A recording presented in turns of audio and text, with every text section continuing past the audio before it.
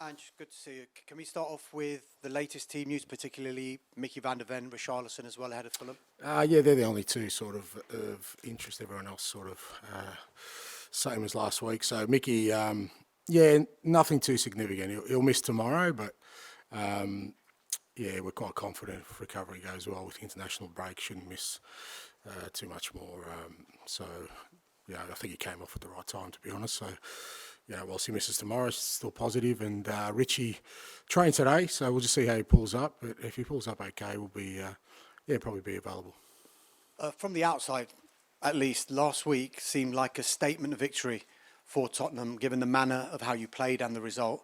What did it do for your belief? What did it do for the belief of your players for the rest of this season?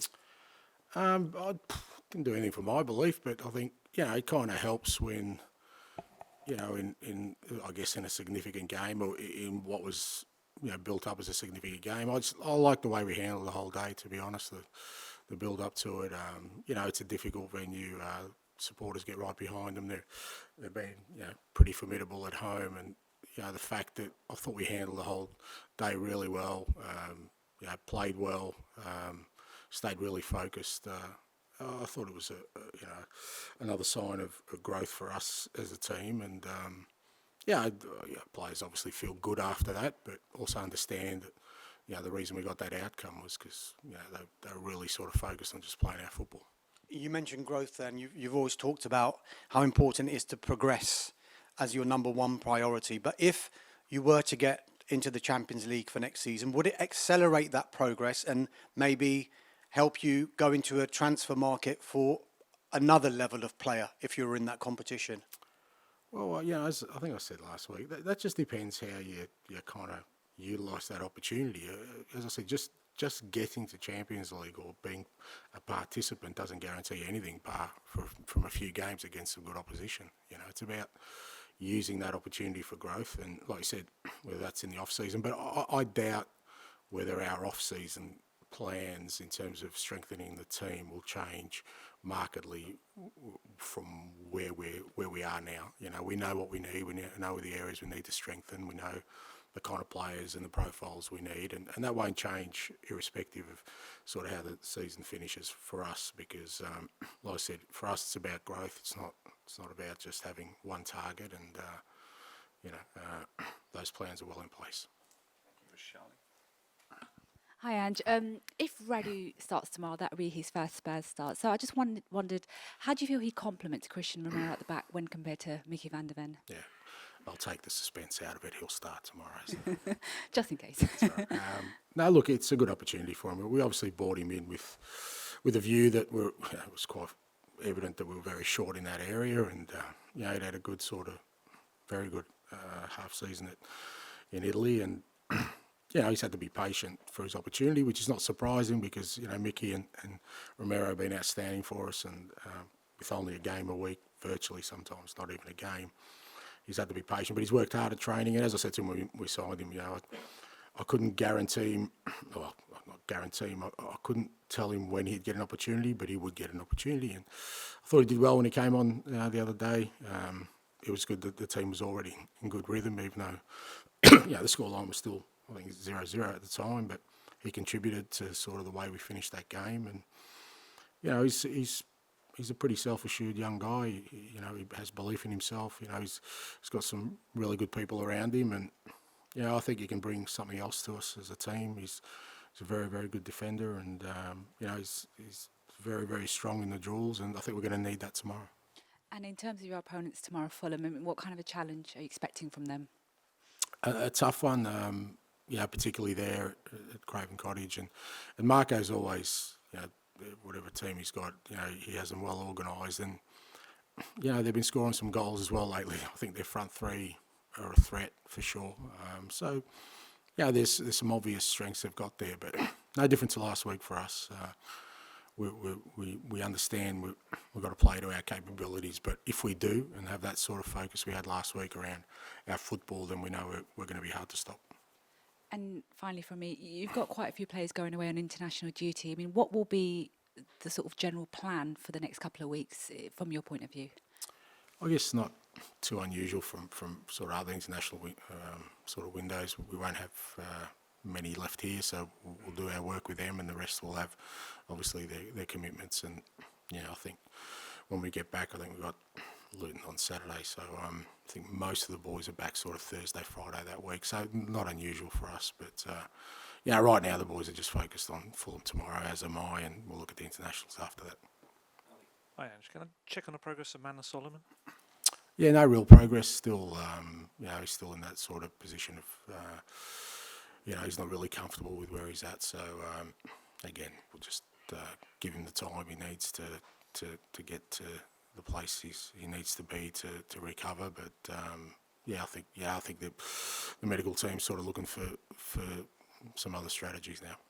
Okay. And at previous football clubs, you've kind of mentioned a moment maybe when you saw that the team or the club had really bought into your methods, or everyone did. Have you had that yet at Spurs? And if so, when was it? Well, it's hard to say because I usually talk about that stuff after we've achieved something. So, until you can't actually achieve something, it's hard to pick seminal moments because they all could be false dawns. So, what's important, like I said, have we progressed? Yes. Have I seen growth, both in individuals and as us as a team collectively?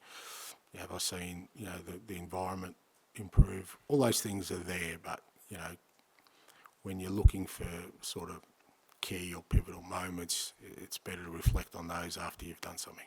Yeah. And talking of improvement and progress, you've often spoken about Brennan Johnson, getting him into the right areas as with all the wingers. How impressed have you been of how much he seems to have taken on board? Yeah, no, he's been great. I think I said that it's probably, for a younger player, it's the hardest sort of area of the pitch to kind of, come in and make an impression because you're usually only sort of judged by one thing, and that is, your sort of goal involvements, and everything else in your game doesn't really register. So, especially for a young person like Brennan, who's coming to obviously, to a big club and with a significant transfer. But I thought he handled it well, at every sort of juncture. He's taken the information on board. He's worked really hard in the areas we've asked him to work hard in. He's already got great qualities. That's why we bought him here, and he's beginning to get the rewards now. But that doesn't mean that stops, and that's the beauty of, I guess, for him and for all the guys.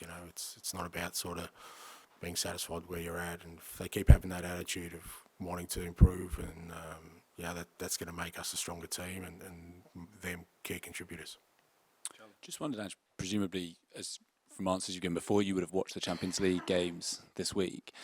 When you watch them, are you thinking where your team is at relative to them? And if so, where do you think Spurs is relative to the quality of these Champions League knockout games? No, not really. I just don't think there's any use in that for us right now where we're at. I think the measure for us at the moment is just ourselves, and until you get to a place where you feel like, okay, that there are certain things embedded in this team that, are there now, and you're confident they're there, then you can start looking at, okay, well, how would we measure up against, the very best? I mean, you get challenged in the Premier League every week. I don't think you need any other measure other than that to see your kind of progress. And, I think the English teams last night all performed outstandingly well. So there's a real test there, and if you pass sort of the Premier League test in that you're competitive and sort of battling for honours, that probably a good indicator of how you'd be in Europe. But it's a different beast as well. And like I said, for me, the current measures I'm looking at are all sort of internal. You talked a lot about the team and growth, and you talked about it last week with that Villa game. What are kind of the next areas of growth that you see for this team? Oh, so many, mate. Not that we're sort of, we've got massive gaps, but all these things are kind of, some of them are, you make real advances very, very quickly, and that's pleasing, but others are just small, incremental sort of growth that you can only get by sort of experiences, as I'll put them. So last week was an experience for us. You can't manufacture that at training. I can't cultivate that other than sort of preparing the guys for what's in store when a game is built, as a significant fixture and you're away from home. How do you handle all that? So it's experiences. Some of that growth is just having more and more of these experiences together as a group. Some of that growth, like I said, is still around our football. Some of that growth's in the individuals themselves. I've loved the improvement we've seen in just about our whole team, and the key of that is for them to continue to, not to sort of plateau at any point, to continue to push on. So there's many different areas. Have you felt as well an uplift? Because obviously, after all the injuries, then suddenly, the last few weeks, or gradually, I should say, it feels like you've got that competition, you've got players coming on and making a big difference. Have you felt an uplift in training and with players conscious that they really do need to be performing at their best, or there's someone else who can replace them? Not in that sense, but it does give you an uplift in training because, the quality of your training increases because, all the players, are available, or for the majority are available, and that just naturally increases the quality, the competitiveness of your training. It's not like, if when we had the injuries and, we didn't have those players, that training wasn't still very, very intense. It's just, like I said, you're able to do things at a higher level, higher quality. Players get tested, in many different areas. So it just helps for the general sort of feel of what we're trying to do. And just finish with George, please, at the back for this section.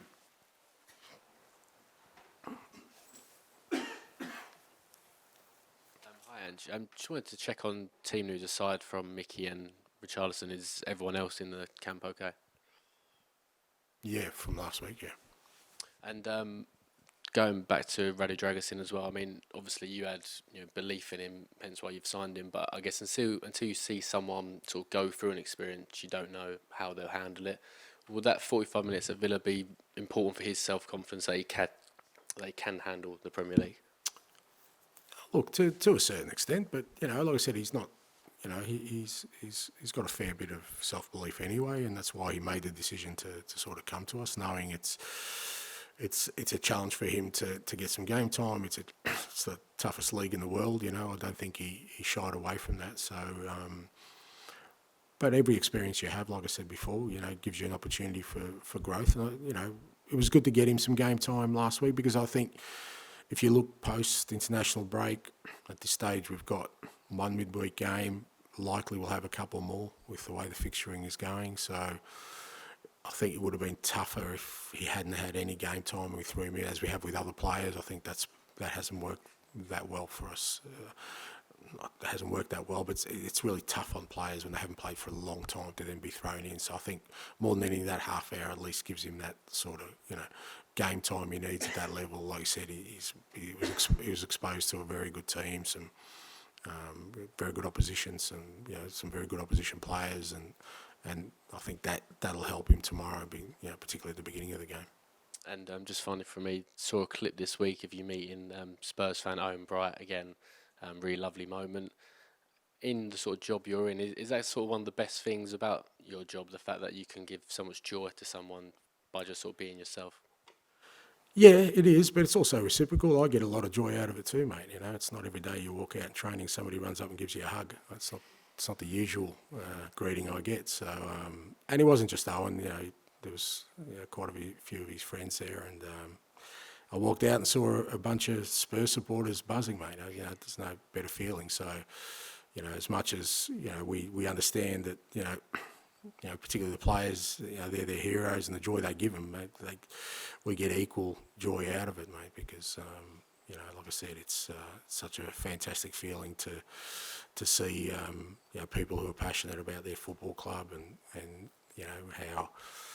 how much joy it gives them. It's just a privilege to be in that space.